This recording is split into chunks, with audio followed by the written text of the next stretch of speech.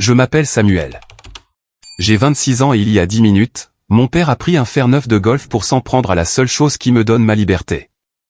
Avant de vous raconter comment j'ai fini par acheter le toit sous lequel il vit alors qu'il était occupé à se moquer de moi, s'il vous plaît, dites-moi d'où vous regardez dans les commentaires. Je lis chacun d'entre eux. Le bruit du titane qui claque n'est pas comme celui du bois qui casse. Ça ne craque pas. Ça hurle. C'est un cri métallique aigu qui vibre à travers le sol en béton et remonte directement dans mes jambes paralysées.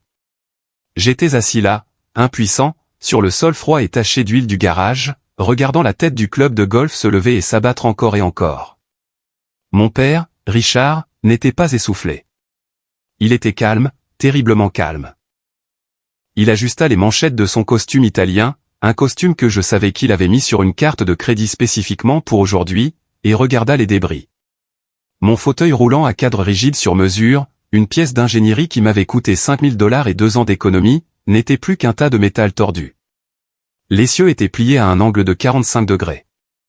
Les rayons en fibre de carbone étaient brisés. Je te l'avais dit, Samuel, dit Richard, sa voix douce, dénuée de tout remords. Il ne m'a même pas regardé. Il inspectait le club de golf à la recherche d'égratignures. Nous sommes une famille. Les familles se soutiennent mutuellement. Tu ne vas pas à cette cérémonie de remise des diplômes pour parader avec ta situation. Tu vas à la fête de révélation du sexe du bébé de ton frère. J'ai agrippé le sol en béton avec mes mains, mes articulations devenant blanches. C'est ma remise de diplôme universitaire, papa, dis-je, ma voix étonnamment stable. Je suis le major de promotion. J'ai travaillé 4 ans pour ce jour. Richard a ri. C'était un son sec et dédaigneux avec lequel j'avais grandi. Il enjamba mes jambes comme s'il s'agissait simplement de bois mis au rebut.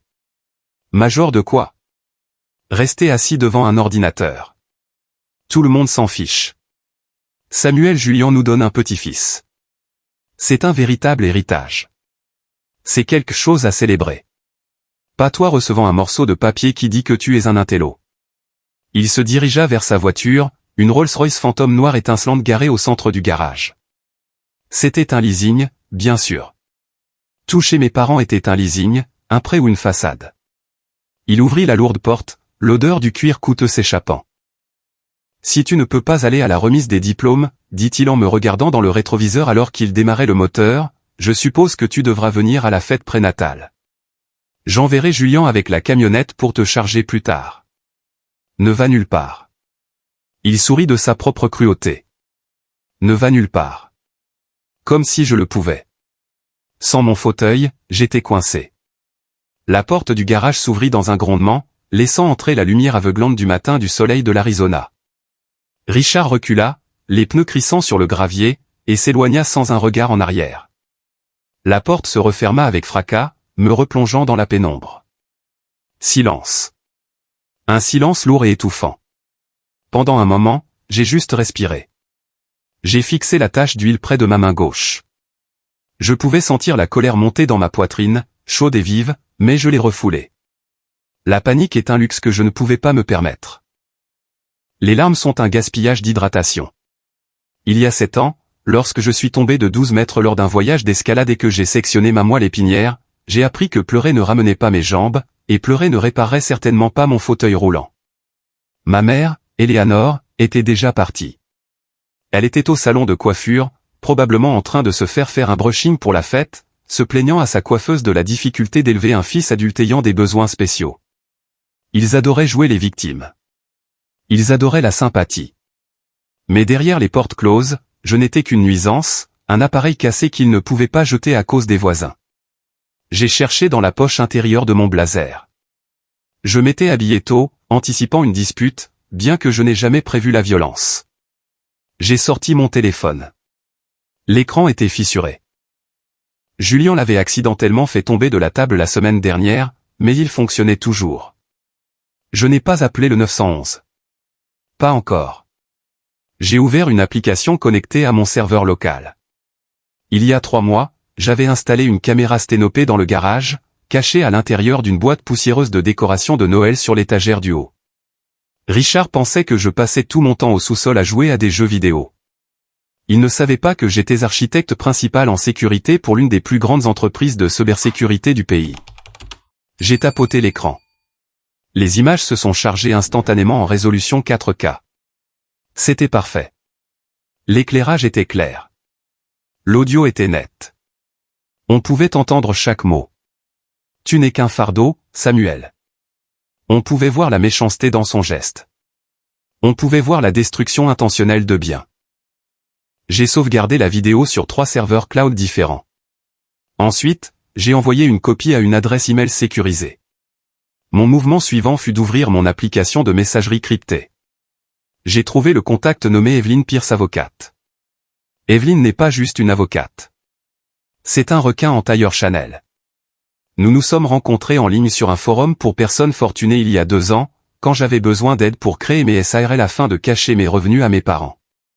Elle était la seule personne à connaître la vérité sur mes finances. J'ai tapé « code rouge ». Il a détruit l'appareil de mobilité. Menace physique confirmée. Lancez l'achat. Les 3 points sont apparus immédiatement. Es-tu en sécurité, a-t-elle répondu. Solde du garage. Indemne physiquement. Dommages émotionnels, 0. Je suis prêt. Bien reçu, Samuel. Je déclenche la clause. La banque était heureuse de se débarrasser de l'actif toxique. Le virement bancaire pour le rachat de l'hypothèque est en cours de traitement. À midi, Phoenix Holdings LLC sera le seul propriétaire de la propriété au 42 Oak Drive. Tu posséderas l'acte. J'ai laissé échapper un souffle que je ne savais pas que je retenais. Il pensait que j'étais fauché. Il pensait que je vivais de mes chèques d'invalidité. Il menaçait constamment de me mettre à la porte, de m'envoyer dans un établissement géré par l'État si je ne leur obéissais pas. Il n'avait aucune idée que mon salaire l'année dernière, bonus et stock options inclus, était de plus de 300 000 $. Il n'avait aucune idée que j'avais discrètement racheté leurs dettes. J'ai regardé à nouveau le fauteuil cassé. C'était 5 000 $ partis en fumée. Mais dans l'ensemble, c'était un petit prix à payer pour les preuves dont j'avais besoin. Je me suis traîné vers l'établi. La force du haut de mon corps est la seule chose que j'ai. Je me suis hissé en position assise contre le mur. Il était 8h15. La remise des diplômes commençait à 10h. Je n'allais pas la rater. Richard voulait me briser. Il voulait que je sois l'impotent à sa fête. Un accessoire pour son récit de famille parfaite. J'ai composé le numéro de Marcus. Marcus est mon meilleur ami. Un ancien secondeur devenu kinésithérapeute. Il mesure un M93, est bâti comme un tank et a un cœur en or. Samy, joyeux jour de remise des diplômes. Sa voix résonna dans le haut-parleur. Je suis en route pour te chercher. Tu es prêt à rouler, Marcus, dis-je, gardant ma voix plate pour cacher le tremblement. Apporte le camion et apporte le fauteuil de rechange de ton garage. Le vieux rouillé. La ligne devint silencieuse. Marcus n'est pas bête. Pourquoi as-tu besoin du rechange? Qu'est-il arrivé au Carbonex? Richard est arrivé, dis-je. Il l'a fracassé avec un club de golf. J'entendis un bruit à l'autre bout qui ressemblait à quelque chose de lourd jeté contre un mur. Je suis à 5 minutes, grogna Marcus. S'il est là, Sam, je jure devant Dieu, je vais. Il est parti, coupez-je. Arrive juste ici. Nous avons un horaire. Et Marcus, porte ton costume. Nous avons une fête à incruster après la cérémonie. J'ai raccroché et regardé autour du garage. C'était la maison où j'avais grandi. La maison où j'avais appris à marcher puis appris à ramper. La maison où mes parents m'ont dit qu'ils m'aimaient jusqu'à ce que je devienne gênant. J'ai regardé la tache d'huile où la Rolls-Royce se trouvait habituellement. Profite de la balade, papa. Parce que tu es sur le point d'être à court de route. Pendant que j'attendais Marcus, le fantôme de mon passé s'assit avec moi dans ce garage. Pour comprendre pourquoi un père ferait cela à son fils, il faut comprendre la pourriture au cœur de la famille Torres. Ça n'a pas commencé aujourd'hui. Ça a commencé il y a 7 ans.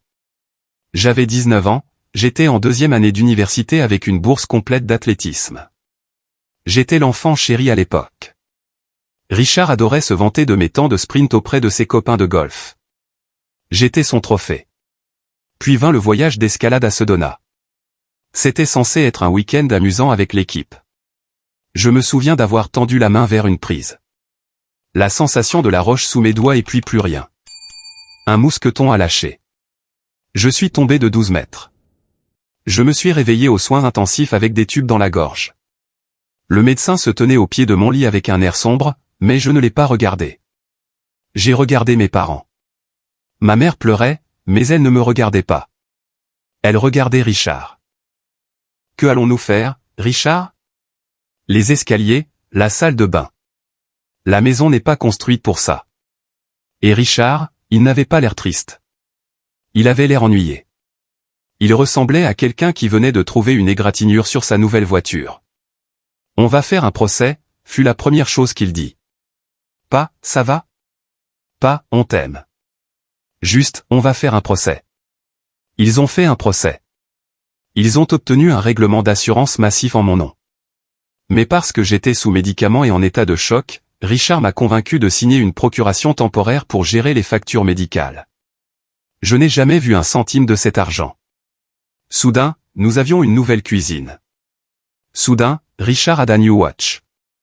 Soudain, mon jeune frère Julien avait un tout nouveau fonds universitaire qui faisait étrangement la taille exacte de mon indemnité pour douleur et souffrance. À partir de ce jour, les rôles se sont inversés. Je suis devenu le fardeau. Julien est devenu le prince. Julien a 24 ans maintenant. Il a l'apparence de mes parents et leur manque total d'empathie. Il a abandonné l'université 3 fois. Il a lancé 5 entreprises qui ont toutes fait faillite en quelques mois. Mais pour Richard et Eleanor, Julien est un visionnaire. Je me souviens de la nuit où Julien a craché sa Porsche Cayenne. Un autre cadeau de mon argent de règlement. Il est entré en titubant dans ma chambre à 3 heures du matin, puant la vodka. Sam, réveille-toi, siffla-t-il en secouant mon épaule. J'ai besoin que tu dises que tu étais avec moi. Quoi? Je me frottais les yeux. J'ai enroulé la Porsche autour d'un poteau téléphonique. J'ai besoin que tu dises que tu as eu une crise ou quelque chose comme ça. Dis que je t'emmenais d'urgence à l'hôpital. Papa ne se fâchera pas si c'était une urgence médicale. J'ai refusé. Je ne mentirai pas pour toi, Julien. Tu aurais pu tuer quelqu'un. Il me regarda avec mépris. Tu es inutile. Tu le sais? Tu restes juste assis là dans ton fauteuil et tu juges les gens qui vivent vraiment leur vie. Quand Richard l'a découvert, il n'a pas puni Julien. Il m'a puni.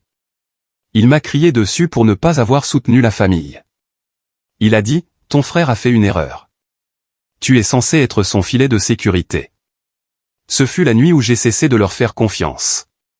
Ce fut la nuit où j'ai commencé à comploter. Je me suis jeté dans la seule chose que je pouvais encore contrôler, mon esprit. J'ai appris le codage en autodidacte. J'ai passé 18 heures par jour en ligne à apprendre Python, la cybersécurité et l'architecture blockchain. J'ai travaillé sous un pseudonyme, l'architecte.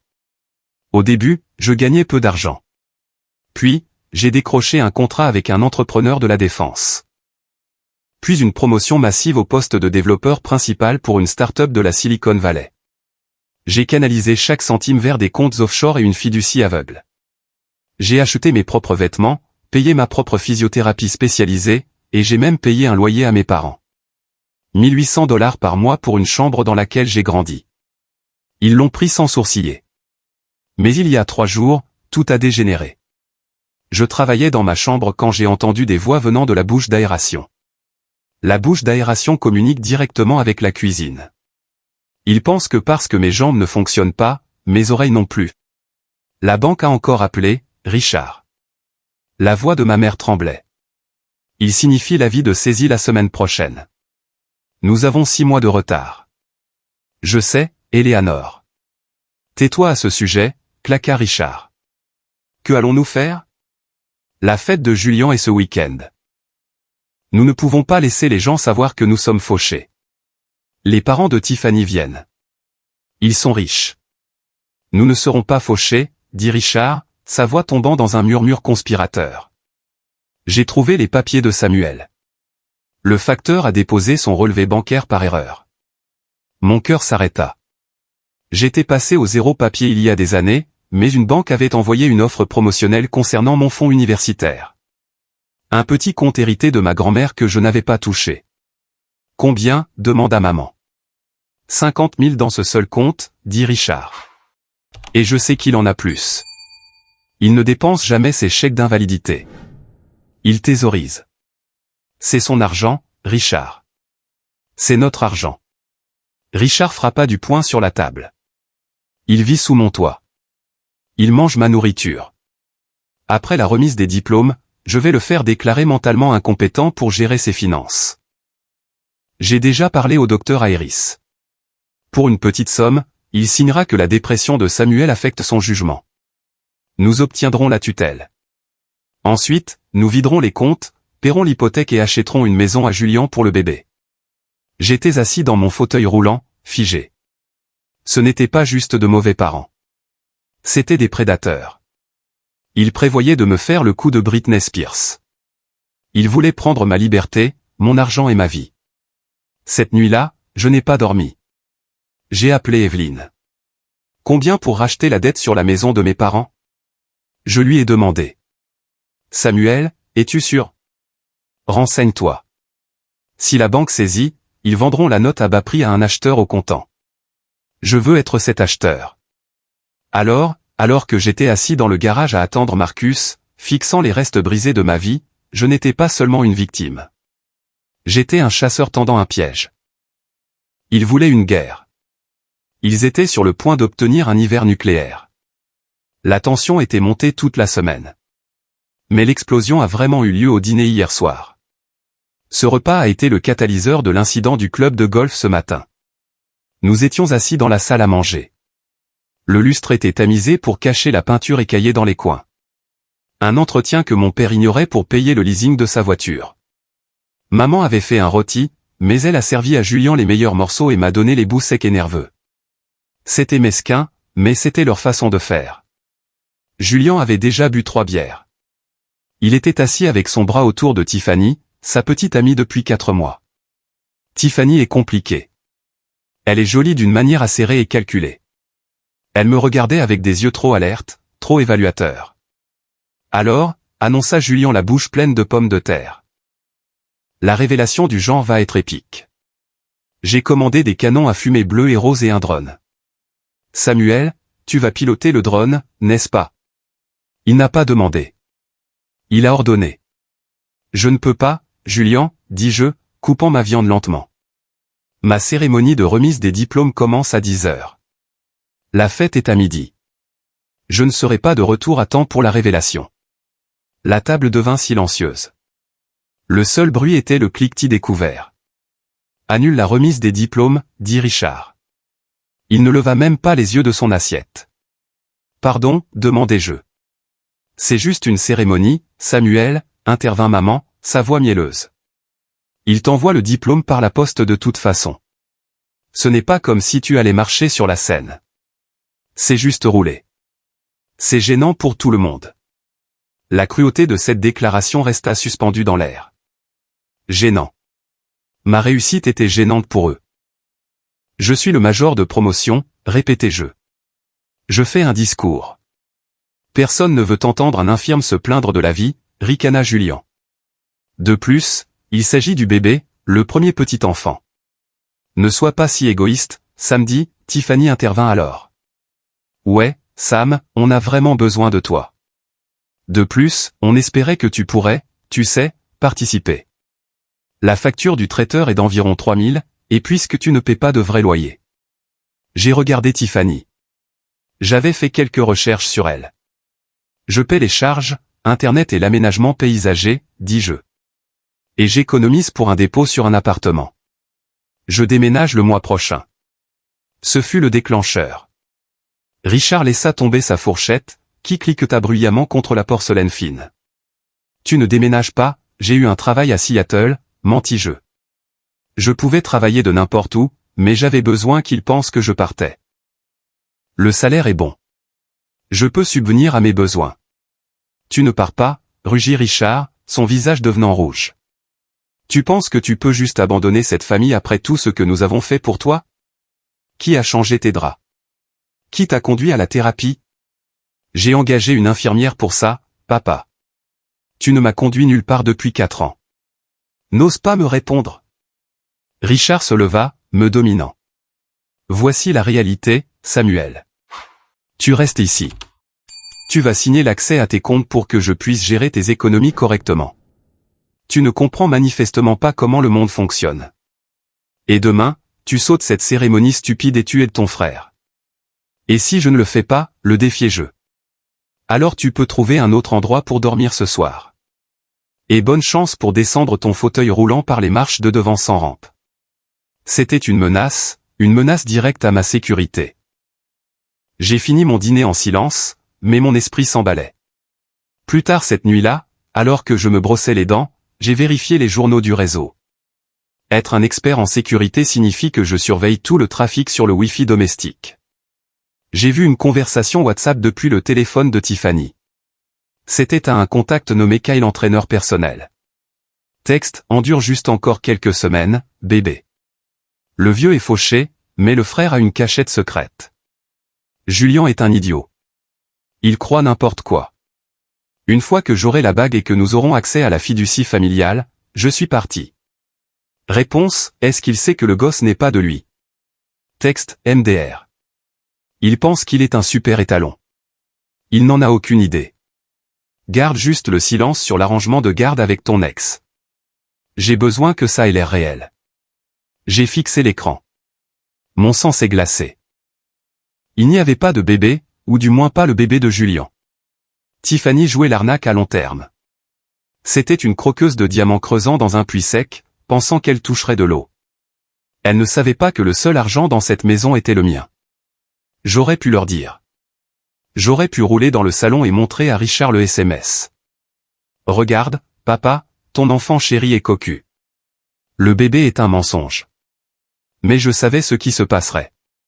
Il m'accuserait d'avoir falsifié les captures d'écran. Il dirait que j'étais jaloux. Il me détesterait encore plus pour avoir éclaté leur bulle. Non, j'avais besoin de laisser le piège se refermer tout seul. J'avais besoin que l'héritage soit l'appât. J'avais besoin que le divorce soit le résultat. Je suis allé au lit avec la porte verrouillée, écoutant Julien et ses amis faire la fête dans le jardin, buvant l'argent qu'ils n'avaient pas laissé les rire. Demain, l'avis d'expulsion arrive. De retour au présent, le camion de Marcus a rugi dans l'allée. Il ne s'est même pas garé correctement. Il l'a mis en position parking et a sauté dehors, laissant le moteur tourner. Il a couru dans le garage. Quand il m'a vu par terre et les restes déchiquetés de mon fauteuil, son visage s'est assombri. Marcus est un doux géant, mais à ce moment-là, il avait l'air capable de meurtre. Je vais le tuer, murmura Marcus. Ce n'était pas une menace. C'était un énoncé de fait. Je vais conduire au country club et lui arracher la tête. Non, dis-je en tendant la main. Aide-moi à me relever. On s'en tient au plan. Le plan? Sam, regarde tes jambes. Est-ce qu'il t'a frappé? Il a frappé le métal. Je vais bien, mais nous devons bouger. La remise des diplômes commence dans 90 minutes. Va chercher le rechange. Marcus courut vers le camion et sortit le rechange. C'était un vieux fauteuil roulant de style hôpital que j'avais acheté dans un vide-grenier pour $50 il y a des années juste au cas où. Il était lourd, chromé, rouillé par endroits et grinçait comme une souris mourante. Le siège en vinyle était déchiré et scotché avec du ruban adhésif. C'était humiliant. C'était parfait. Marcus me souleva. Je suis un poids mort à partir de la taille et il m'installa dans le siège. Il attacha mes jambes. On va aux urgences, demanda-t-il. Non, on va au commissariat de police. Ensuite à l'université. Sam, tu ne peux pas aller à la remise des diplômes dans ce truc. Il tombe en morceaux. C'est le but, Marcus. C'est exactement le but. Le trajet jusqu'au commissariat fut silencieux. J'étais assis sur le siège passager, mon esprit repassant les instructions de l'avocate. Nous nous sommes arrêtés au poste. Sortir fut une lutte. Le vieux fauteuil ne gérait pas bien le trottoir. J'ai failli basculer 2 fois. Marcus a dû me stabiliser. J'ai vu des gens regarder. Un gars dans un beau costume de remise de diplôme assis dans un tas de ferraille. À l'intérieur, la climatisation était glaciale. J'ai roulé jusqu'à l'accueil. Je voudrais signaler un crime, dis-je au sergent de bureau. Elle a baissé les yeux. Elle a vu la graisse sur mes mains, le ruban adhésif sur le fauteuil. Non, Samuel Torres. Je veux signaler des violences domestiques et la destruction de biens dépassant 5000 $. Je lui ai tendu la clé USB. Mon père a fait ça. Il a détruit mon fauteuil roulant sur mesure pour m'emprisonner chez moi. J'ai une preuve vidéo. L'officier Miller, une femme à l'air dur dans la cinquantaine, est sortie de l'arrière. Elle a pris la clé. 10 minutes plus tard, elle est ressortie. Son visage était dur. Nous avons vu la vidéo, dit-elle. Sa voix était plus douce qu'avant. Il a utilisé un club de golf. Oui, madame. Et il vous a menacé. Il a dit que si j'essayais de partir, il y aurait des conséquences. Il m'a laissé par terre. Miller prit une profonde inspiration. C'est une séquestration illégale, un méfait criminel au premier degré et des violences domestiques. Nous pouvons l'arrêter tout de suite. Il est à une fête, dis-je. Au 42 Oak Drive. Pouvez-vous l'arrêter là-bas? Vers midi. Miller me regarda, confuse. Pourquoi attendre? Parce que je dois d'abord aller à ma remise de diplôme universitaire, dis-je. Et parce que mon avocate lui signifie des papiers d'expulsion en même temps. Ce serait plus sûr si la police était là pour maintenir la paix. Les yeux de Miller s'écarquillèrent légèrement. Elle comprit. Elle hocha lentement la tête. Nous aurons une unité là-bas à 12 heures précises. Bonne chance pour la remise des diplômes, fiston. Merci. Nous avons foncé vers l'université. Nous sommes arrivés juste au moment où le cortège commençait. Mes camarades de classe étaient alignés dans leur toge quand je suis arrivé en roulant dans le fauteuil rouillé et grinçant. Le bavardage s'arrêta. Sam, Sarah, la présidente de classe, se précipita. OMG, qu'est-ce qui s'est passé? Où est ton fauteuil? Mon père l'a fracassé, dis-je assez fort pour que les gens autour de nous entendent. Il ne voulait pas que je vienne aujourd'hui. Une onde de choc traversa la foule. Il est-ce légal? Mec, c'est dégueulasse. Mais je suis là, dis-je, affichant un sourire courageux. Je ne raterai ça pour rien au monde. La cérémonie passa dans un flou. Quand ils appelèrent mon nom, Samuel Torres summa cum laude, je roula sur la scène. Le fauteuil grinçait bruyamment à chaque rotation. Quick, quick, quick. C'était le son le plus fort dans le stade. J'ai pris le diplôme. J'ai serré la main du doyen. Il a regardé mon fauteuil, puis moi. Persévérance, murmura-t-il. Nous sommes fiers de vous. J'ai roulé jusqu'au micro. J'avais préparé un discours sur la technologie. J'ai jeté les fiches par terre. On nous dit que la famille est tout, dis-je dans le micro. Ma voix résonna à travers les milliers de visages. Mais parfois, la famille est l'encre qui vous noie, pas celle qui vous maintient stable. La foule devint silencieuse. Aujourd'hui, mon père a détruit mon fauteuil roulant pour m'empêcher d'être ici. Il voulait que je sois invisible. Il voulait que je sois un fardeau.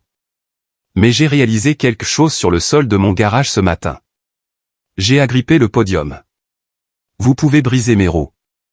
Vous pouvez voler mon enfance. Mais vous ne pouvez pas briser ma volonté. À quiconque là-bas à qui on dit qu'il est moins que rien, vous êtes l'architecte de votre propre vie. Virez les gens qui ne méritent pas un siège à votre table. Pendant 3 secondes, il y eut un silence. Puis le stade éclata. Ce n'étaient pas des applaudissements polis. C'était un rugissement. Les gens se levèrent. Les parents applaudissaient. J'ai vu Marcus au premier rang essuyant des larmes de ses yeux. J'ai roulé hors de la scène, mon cœur battant la chamade, mon téléphone vibra sur mes genoux. C'était Evelyne. Texte, l'acte est enregistré. Tu es le propriétaire officiel. La saisie est stoppée. Je te retrouve à la maison dans 30 minutes. Allons servir un peu de justice. J'ai regardé Marcus. Prêt? Né prêt, dit-il. Nous sommes remontés dans le camion. La tristesse était partie. La peur était partie. Maintenant, il n'y avait que l'anticipation froide et dure de la chute. Le trajet de retour vers la maison ressemblait à l'approche d'un champ de bataille. Mon téléphone explosait de messages de camarades de classe qui avaient enregistré mon discours. C'était déjà tendance sur TikTok localement. Mais Richard et Eleanor vivaient dans une bulle. Ils ne vérifieraient pas les réseaux sociaux pendant leur fête importante. Nous avons tourné sur Oak Drive. La rue était bordée de voitures. Mes parents avaient invité tout le monde. Voisins, membres de l'église, frères de fraternité de Julian, parents riches de Tiffany. La maison, ma maison, était décorée. Une arche de ballons roses et bleus encadrait la porte d'entrée. Un panneau sur la pelouse disait « Bébé Torres, prince ou princesse ». La Rolls-Royce de Richard était garée en plein centre de l'allée, bloquant tout le monde, affirmant sa domination. Marcus a garé son F-150 directement sur la pelouse, écrasant quelques pétunias prisées de maman. Il s'est garé en diagonale derrière la Rolls, la coinçant complètement. « Faisons ça », dit Marcus. Il déchargea le fauteuil rouillé. Je me suis transféré dedans. Nous ne sommes pas allés à la porte latérale. Nous sommes allés à la porte d'entrée.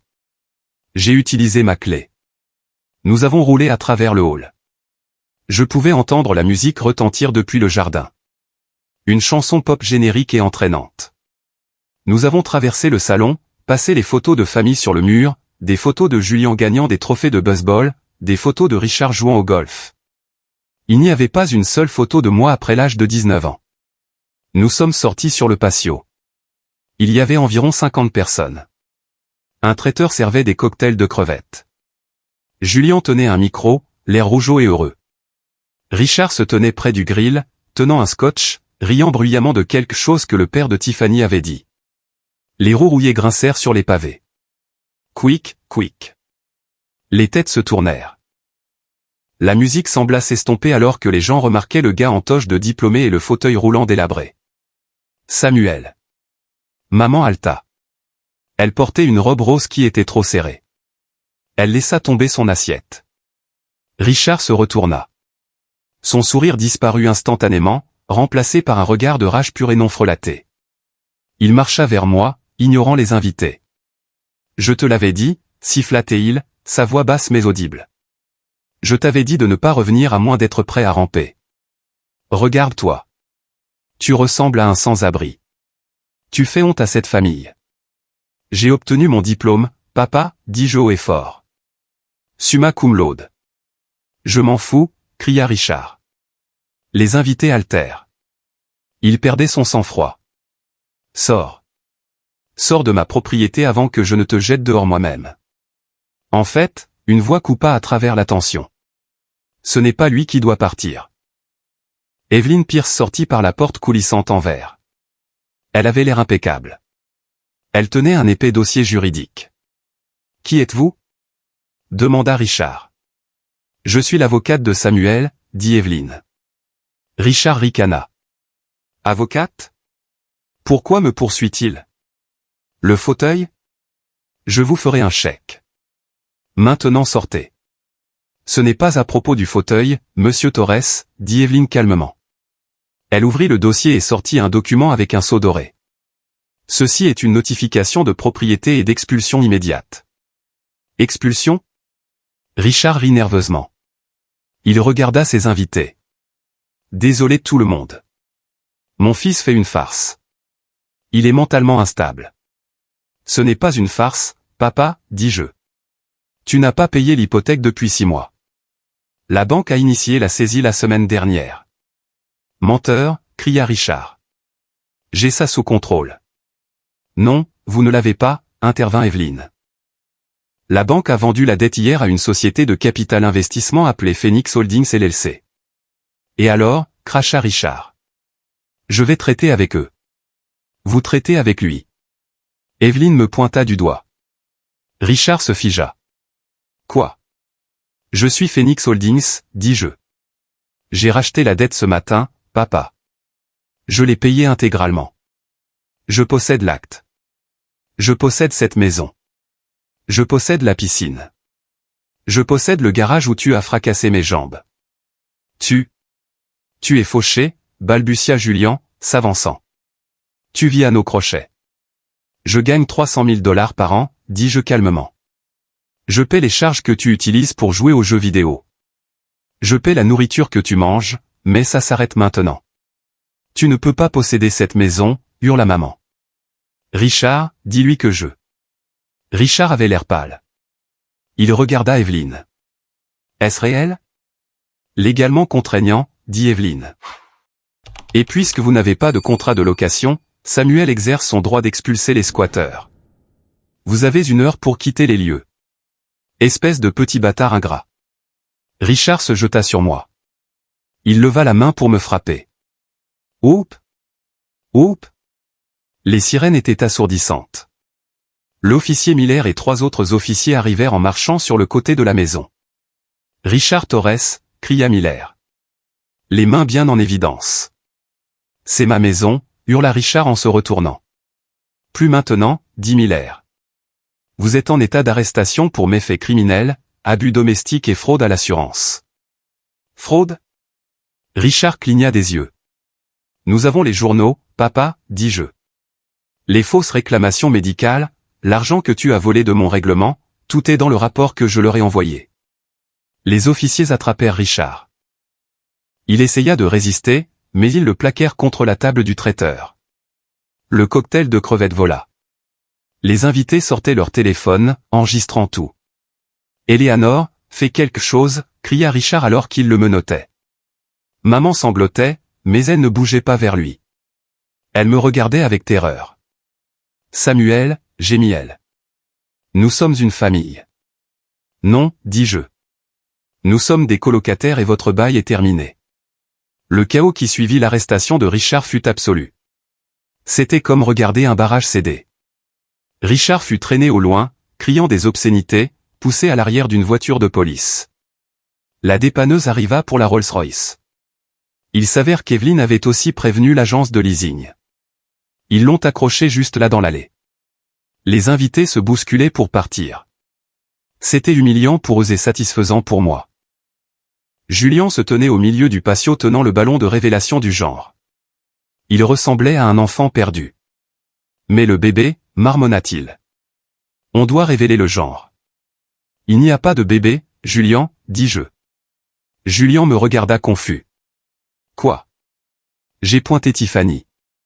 Elle essayait de s'éclipser par la porte latérale avec son sac à main serré contre sa poitrine. Tiffany, criai-je. Parle-lui de Kyle. Elle se figea. Elle se retourna lentement. Le masque était tombé. L'acte de petite amie douce et attentionnée tomba comme une pierre. Qui est Kyle? Demanda Julien, sa voix tremblante. Mon ex-mari, dit Tiffany en haussant les épaules. Et mon petit ami actuel. Mais le bébé? Je ne suis pas enceinte, espèce d'idiot. Tiffany rit. C'était un son dur et laid. J'avais juste besoin de l'argent du loyer. Je pensais que tes parents étaient riches.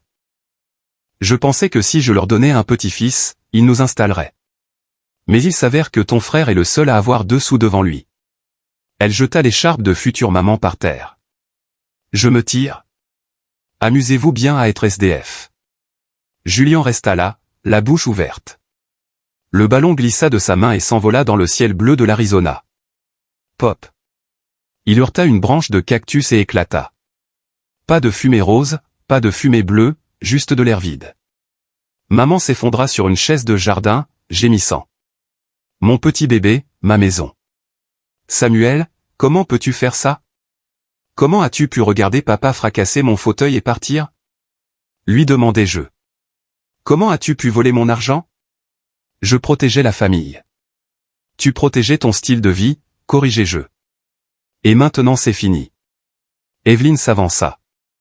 Madame Torres, Julien, vous avez 45 minutes restantes pour rassembler vos effets personnels. Les serrures seront changées à 14 heures. Tout ce qui sera laissé derrière sera déplacé dans un garde-meuble à vos frais. Où irons-nous? Pleura maman. J'ai entendu dire que les parents de Tiffany ont une chambre d'amis, dis-je sèchement. Oh, attends. Elle vient de larguer Julien. Peut-être un motel. Je les ai regardés se démener. C'était pathétique. Maman fourrait de l'argenterie dans son sac à main. Julien essayait d'emballer sa PlayStation. J'ai roulé dans le salon. C'était calme maintenant. La musique était éteinte. Je suis allé au panneau de la maison intelligente sur le mur. J'ai entré mon code administrateur. Commande révoquer l'accès. Utilisateur Richard. Utilisateur Eleanor. Utilisateur Julien. Commande nouvel utilisateur principal Samuel. Le système émit un bip. Accès accordé. J'ai regardé autour de moi. Pour la première fois de ma vie, je ne me sentais pas petit dans cette maison. Je me sentais au large. Marcus entra portant 2 bières froides de la glacière extérieure. Il m'en tendit une. Au diplômé, dit-il, trinquant sa bouteille contre la mienne. À l'architecte, le corrigeai-je. J'ai pris une gorgée. Ça avait le goût de la victoire. Mais alors que je regardais par la fenêtre la dépanneuse traînant le faux symbole de statue de mon père, je savais que ce n'était pas la fin. Richard paierait sa caution. Maman essaierait de me manipuler. Julien voudrait se venger. Et puis il y avait la question de l'accident. Evelyne entra, le visage sérieux. Samuel, pendant que tu gérais l'expulsion, j'ai regardé dans les dossiers de Richard dans le bureau, et j'ai trouvé les journaux d'entretien pour le matériel d'escalade d'il y a 7 ans. Mon cœur manqua un battement. Quoi à leur sujet? Il savait, dit doucement Evelyne. Il a reçu un avis de rappel pour les mousquetons 2 mois avant ton voyage. Il l'a marqué comme ignoré. Il ne voulait pas dépenser l'argent pour les remplacer. La bouteille de bière glissa de ma main et se brisa sur le sol. Ce n'était pas un accident. C'était de la négligence. Il avait échangé mes jambes contre $50 d'économie. J'ai regardé le verre brisé. Evelyne, dis-je, ma voix tremblant d'un nouveau genre de rage. Prépare la voiture. Où allons-nous? Aux pompes funèbres, dis-je métaphoriquement parlant. Parce que mon père est mort pour moi et je vais l'enterrer sous tellement de procès qu'il ne reverra jamais le soleil. Quand j'ai dit à Evelyne de préparer la voiture parce que nous avons des funérailles à planifier, je ne parlais pas métaphoriquement d'enterrer un corps. Je parlais d'enterrer un héritage. Je parlais du démantèlement juridique systématique de la façade autour de laquelle mon père avait construit toute sa vie. Les mois suivant le massacre du jour de la remise des diplômes, comme Marcus l'appelle affectueusement, furent un flot de dépositions, de dates d'audience et du genre de stress qui vous fait grincer des dents dans votre sommeil. Mais c'était un feu nécessaire. Parfois, il faut brûler le champ pour fertiliser le sol pour la saison suivante. Le procès concernant le matériel d'escalade fut le clou dans le cercueil. Nous n'avons pas transigé. Richard voulait transiger. Il a supplié pour transiger. Il m'a envoyé des lettres depuis la prison du comté écrites sur des bloc-notes jaunes oscillant entre excuses et menaces. Comment peux-tu faire ça à ta propre chair et ton propre sang, écrivait-il. C'était une erreur. Je n'ai pas vu l'avis de rappel. Mais Evelyne était impitoyable. Elle a extrait les métadonnées de son vieil ordinateur portable. Elle a trouvé l'email du fabricant de matériel. Elle a trouvé l'accusé de réception daté de 2 mois avant mon accident. Et elle a trouvé un email transféré de Richard à son copain de golf qui disait « Rappel sur les mousquetons ?» On dirait une arnaque pour nous faire acheter du nouveau matériel. Je ne dépense pas $50 pour des clips. Ils ont l'air bien. $50. Mes jambes valaient moins pour lui qu'une partie de golf. Quand nous avons lu cet email à haute voix dans la salle de déposition, Richard n'a pas pleuré. Il ne s'est pas excusé. Il s'est juste affaissé sur sa chaise, vaincu non par la culpabilité, mais par la réalisation qu'il avait été pris. La juge, une femme sévère nommée Maria Santos, le regarda avec un mélange de dégoût et de pitié, elle m'accorda un jugement sommaire pour négligence, ajoutant encore 7 chiffres à la dette qu'il me devait. Mais la plus douce victoire n'était pas l'argent. C'était la maison. Je n'ai pas emménagé au 42 Oak Drive. Je ne pouvais pas vivre là-bas. Les fantômes de mon enfance étaient trop bruyants dans ces couloirs. Chaque fois que je regardais les escaliers, je me souvenais de ma mère se plaignant de porter mon linge. Chaque fois que je regardais le garage, j'entendais le claquement du titane, alors je l'ai rénové. Je l'ai mis à nu jusqu'au montant. J'ai enlevé les comptoirs en marbre que ma mère aimait. J'ai arraché les tapis moelleux dont Richard était si fier. Je l'ai transformé en une boîte blanche stérile. Et puis je l'ai vendu. Je l'ai vendu à un jeune couple sympathique avec un grand Danois. Ils ont fait une excellente affaire. J'ai pris une perte sur la vente juste pour faire bouger la propriété rapidement. Richard en a entendu parler par son avocat, savoir que des étrangers vivaient dans son château, laissant un chien dormir dans sa chambre principale, lui aurait causé une légère attaque de panique dans sa cellule de détention. 1 an s'est écoulé depuis ce jour. Je vis à Seattle maintenant, tout comme je l'avais promis, mais je ne loue pas. J'ai acheté un penthouse dans le quartier de Belltown, surplombant le détroit. C'est une maison intelligente au sens le plus vrai. Tout est contrôlé par la voix. Les comptoirs sont réglables en hauteur et les ascenseurs sont à grande vitesse. Mon entreprise, Phoenix Architecture, a pivoté. Nous ne construisons plus seulement des pare-feux pour les banques. Nous concevons des espaces de vie accessibles pour les vétérans handicapés et les survivants d'accidents. Nous utilisons la technologie pour redonner aux gens leur dignité. J'étais assis sur mon balcon ce matin en buvant du café, un café coûteux fait dans une machine qui coûtait plus cher que la montre de Richard quand mon téléphone a sonné. C'était un numéro local de chez moi en Arizona. J'ignore généralement ceci, mais quelque chose m'a fait répondre. Allô, Samuel. La voix était rauque, plus âgée. Il m'a fallu une seconde pour la remettre. C'était Monsieur Henderson, le voisin qui vivait à côté de chez mes parents depuis 20 ans. Celui qui a été témoin de l'attaque du garage. Monsieur Henderson, tout va bien? Je vais bien, fiston. Je suis juste en train de nettoyer mon garage. J'ai trouvé quelque chose à toi. À moi? J'ai tout pris. Eh bien, c'était dans la poubelle de ton père le jour de l'arrestation, a dit Henderson. Je l'ai vu le jeter juste avant que les flics n'arrivent au coin de la rue. Je l'ai repêché parce que ça ressemblait à un journal. Je ne l'ai lu qu'hier. Je pense que tu as besoin de voir ça. Il me l'a envoyé par la poste. Il est arrivé par FedEx le lendemain. C'était un carnet relié en cuir, le journal de Richard d'il y a 7 ans. Je me suis assis là, la brise fraîche de Seattle frappant mon visage, et j'ai ouvert le livre. Je m'attendais à lire des choses sur des affaires ou des scores de golf. Au lieu de cela, j'ai lu les divagations d'un narcissique terrifié par son propre fils. Entrée datée du 12 juin, une semaine avant l'accident. Les temps de piste de Samuel deviennent trop bons. Les recruteurs appellent. S'il va aux Jeux Olympiques, il sera plus grand que moi. Il est déjà plus intelligent que moi. Je vois la façon dont il regarde mes feuilles de calcul. Il sait que je truque les chiffres. J'ai besoin qu'il ralentisse. J'ai besoin qu'il ait besoin de moi. S'il est indépendant, je perds le contrôle. J'ai tourné la page. Entrée datée du 20 juin, le jour de l'accident. L'appel est arrivé. Il est tombé paralysé. Eleanor est hystérique, mais je me sens soulagé. Il ne va nulle part maintenant. Il est coincé ici. Il a besoin de moi pour payer les factures. Le garçon en or est brisé.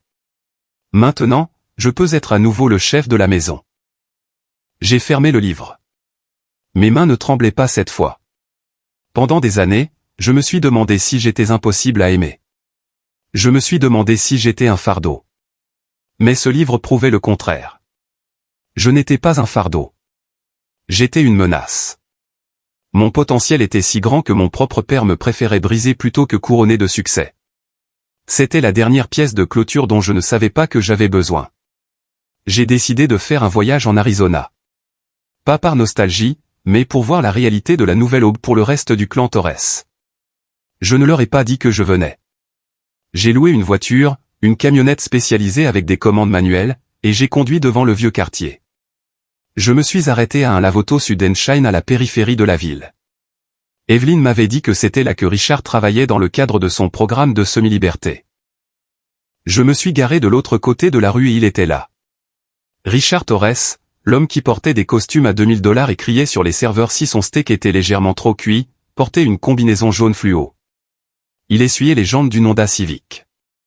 Il avait l'air d'avoir 20 ans de plus. Ses cheveux étaient blancs et clairsemés. Sa posture était affaissée. Il laissa tomber son chiffon et se pencha pour le ramasser, gémissant de douleur. L'homme qui se moquait de mon handicap était maintenant brisé par le travail manuel. Je l'ai observé pendant 10 minutes. Un gérant est sorti et lui a crié de bouger plus vite. Richard a tressailli, un tressaillement physique, et a frotté plus fort. J'aurais pu conduire là-bas. J'aurais pu baisser la vitre et montrer ma Rolex. J'aurais pu lui jeter un billet de $100 et lui dire de garder la monnaie, mais je ne l'ai pas fait parce que c'est ce qu'il aurait fait. J'ai mis la voiture en marche et je suis parti. Il ne m'a jamais vu. Il était trop occupé à frotter la saleté des roues de quelqu'un d'autre pour remarquer son fils passer en voiture. J'ai conduit jusqu'au complexe d'appartements miteux du côté sud de la ville où maman et Julien vivaient. Evelyne a dit qu'ils partageaient un appartement d'une chambre. J'ai vu Julien assis sur le trottoir à l'extérieur. Il fumait une cigarette portant un t-shirt délavé. Il avait l'air bouffi, fatigué. L'éclat de l'enfant chéri avait complètement disparu. Tiffany l'avait détruit sur les réseaux sociaux avant de partir, exposant ses dettes et ses mensonges. Il travaillait de nuit dans un entrepôt maintenant.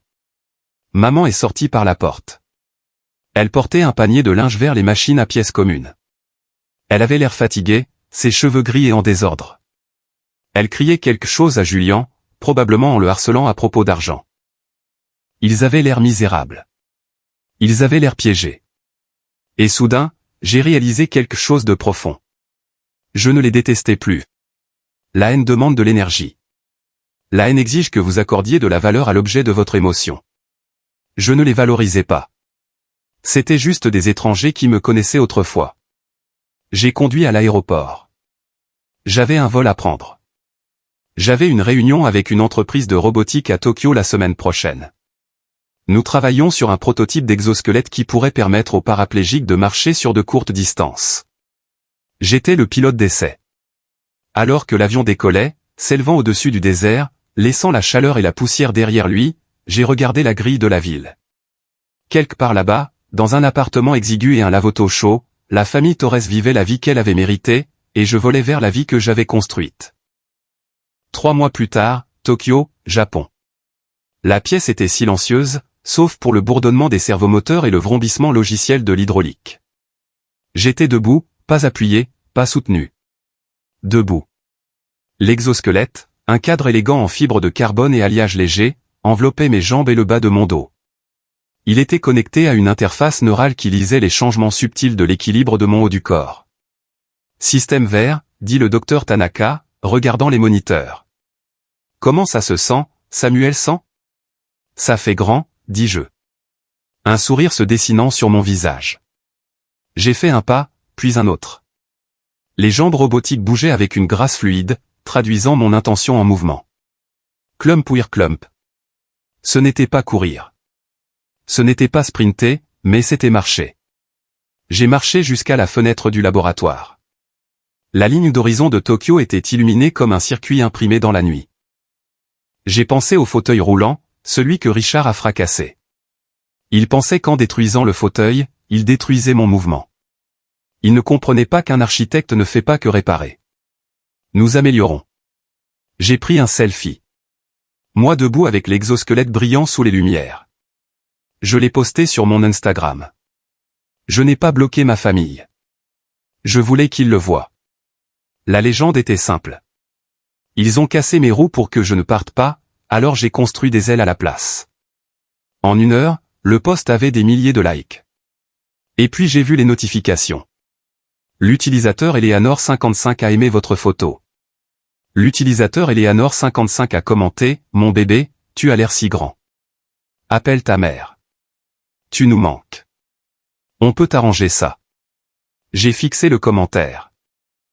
Même maintenant, après tout, le procès, l'expulsion, la vérité sur l'accident, elle pensait toujours qu'elle pouvait se frayer un chemin de retour, elle voyait la technologie coûteuse, les voyages, le succès, et elle avait faim à nouveau. Je n'ai pas supprimé le commentaire. Je n'ai pas répondu. Je l'ai laissé là, ignoré, enfoui sous des centaines de commentaires d'étrangers me qualifiant d'inspiration. Sa voix n'était plus que du bruit maintenant, de la statique en arrière-plan d'une vie haute fidélité. Mon téléphone a vibré à nouveau. C'était un SMS de Marcus. Texte, frérot, je viens de voir la photo. Tu ressembles à Iron Man. Au fait, devine qui est venu à la clinique aujourd'hui chercher une réduction sur la thérapie pour le mal de dos? Ton frère. Je lui ai dit que nous sommes complets jusqu'en 2030. J'ai ri. Un rire authentique et profond. Je me suis détourné de la fenêtre et j'ai marché vers l'équipe d'ingénieurs. Lançons à nouveau les diagnostics, dis-je. Je veux rendre ça plus léger. Je veux rendre ça abordable. Je veux que chaque enfant à qui on dit qu'il est brisé en est un. Oui, monsieur. L'équipe a répondu. Ma vie n'est pas parfaite. J'ai toujours des douleurs chroniques. Je fais toujours des cauchemars de chute. J'ai toujours des moments où je souhaite avoir un père que je pourrais appeler pour des conseils, ou une mère qui ferait des biscuits au lieu de manigances. Mais j'ai Evelyne qui est maintenant plus que juste mon avocate. Elle est ma partenaire en affaires et timidement dans la vie. J'ai Marcus, le frère que j'ai choisi, et je m'ai moi-même. J'ai réalisé que le rebondissement de ma vie n'était pas l'accident. Ce n'était pas l'héritage. Ce n'était même pas la trahison. Le rebondissement était qu'il pensait que j'étais le faible. Il pensait que parce que j'étais assis dans un fauteuil, j'étais plus petit qu'eux. Ils n'ont pas réalisé que lorsque vous enlevez les jambes de quelqu'un, vous le forcez à développer d'autres muscles. Vous le forcez à développer une colonne vertébrale d'acier. Vous le forcez à apprendre à voler. Richard frotte des pneus. Julien empile des boîtes. Éléanore compte les pièces pour la lessive. Et moi? Je ne fais que commencer. J'ai regardé le reflet dans la vitre une dernière fois. L'homme qui me regardait n'était pas une victime. Ce n'était pas un survivant. C'était l'architecte et son chef-d'œuvre ne faisait que commencer. Amis, s'il y a une chose que je veux que vous reteniez de mon histoire, ce n'est pas seulement la satisfaction de la vengeance ou le frisson de voir les méchants obtenir ce qu'ils méritent. C'est une vérité plus dure, plus importante. La relation biologique n'égale pas la famille. Tant d'entre nous, surtout dans notre culture, apprennent que nous devons tolérer la toxicité, les abus et le vol simplement parce que cela vient du sang. On nous dit de maintenir la paix au détriment de notre propre santé mentale et de notre sécurité. Mon père a brisé mon corps pour me contrôler. Ma mère l'a laissé faire pour maintenir son style de vie. Si j'étais resté, si je leur avais pardonné une fois de plus, je serais indigent et brisé aujourd'hui. L'indépendance financière est votre bouclier. L'éducation est votre épée. Et l'estime de soi est l'armure qu'aucun club de golf ne peut briser. Ne laissez jamais personne, parent ou partenaire, vous convaincre que vous êtes un fardeau. Vous n'êtes pas un fardeau. Vous êtes une personne digne de respect, d'amour et d'autonomie.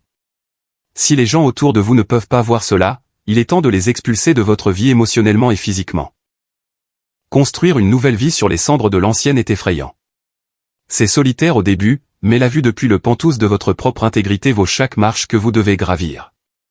Maintenant, je veux avoir de vos nouvelles. Quelle est la tradition toxique dans votre famille que vous avez décidé de briser?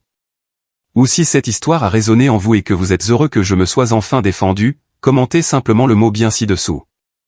Voir ce simple mot me dit que vous êtes aux côtés des survivants, pas des tyrans. Restez fort, construisez votre propre vie, et ne laissez jamais personne briser vos roues.